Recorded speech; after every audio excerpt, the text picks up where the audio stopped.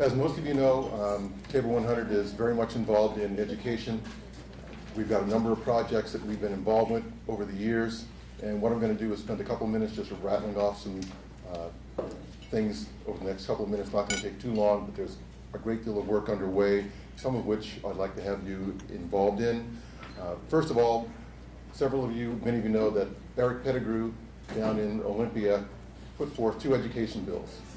One of them is related to charter schools, the other one is related to innovation and related to teacher preparedness.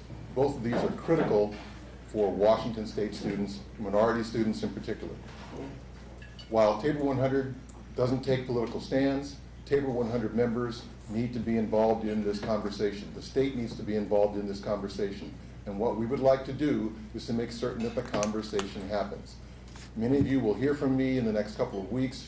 The bills are moving forward, one a little bit more slowly than the other. We may need to take some action, such as making phone calls or emails to members of the legislature to try and keep those bills moving so that they can come out of committee, get into full debate, and hit the floor.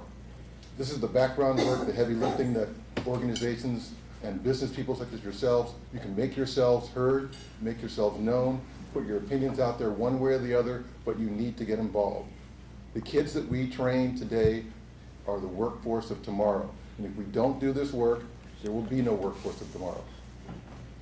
The next thing I'm going to chat with you about, myself, Ali, and our Fund Development Chair had a meeting with Space Needle. We've been talking about doing a scholarship program with the Space Needle for well over a year. We've now been able to make some serious progress on that, so you may hear some things about it. Once we get the memorandum of understanding underway and signed by both parties, there'll be a bit more information, but what I'll say is this. The relationship is a significant one. They would like to do something long-term. That's the way Table 100 has always looked at our relationship with the Space Needle, and we're going to move the scholarship piece forward on that front, and there will be other relationships as well, so I'm really pleased that Ali was able to put that together, and I'd like to thank Frank for being in on that meeting as well. That was Frank's, so little Frank as opposed to big Frank. As far as workforce development is concerned, many of you know that we support the YMCA Black Achievers Program. This is a high school program over at the Meredith Matthews YMCA. We've had members do business tours. We've participated in their golf fundraising event, their annual scholarship banquet, and during the month of February, the Y does fundraising for youth programs. Part of the money that's raised at this time goes to support the YMCA Black Achievers Program. So those of you who are ongoing supporters of the YMCA Black Achievers Program, thank you again for that support. Those of you who are not, please consider supporting the program. I've got information here. Donations, large and small, are very much appreciated. Larger donations, even more appreciated. So if you think you've got something in particular you want to fund that's youth development, the Y has lots of programs.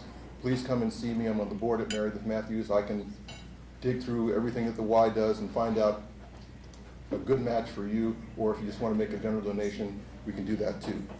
The last thing I'm going to mention is that our partnership with the Urban Financial Services Coalition is once again bearing fruit. With that organization, we do financial literacy training. We're going to be doing some training with South Seattle Community College. There's also going to be some training with some military organizations here in the area. That's going to take place in March, and what we're going to need will be a few more people who can do that training with the Urban Financial Services Coalition. So if you have a financial services background, and even if you don't, but you're interested in doing financial literacy training, please see me and I can get you signed up for the training course that's going to take place ahead of the work in March. The work with the South Seattle Community College is moving forward. They again are looking for a particular niche within their student body to do some work. There's going to be some training. They have another long-term view on this. At some point, they'd like to see somewhere between 80 to 90% of their community college students get financial literacy training. That's a huge bump in the scope, but it's some very, very much needed work, and the ripple effect throughout the community will be tremendous. So you'll be hearing some more about that from us. The Education Committee will meet immediately following this meeting in the library, so hopefully there are a few more committee members here. Those of you who are interested and would like to join or see what we're doing, because there's even more underway, you can just stick around and meet with us in the library. Thank you.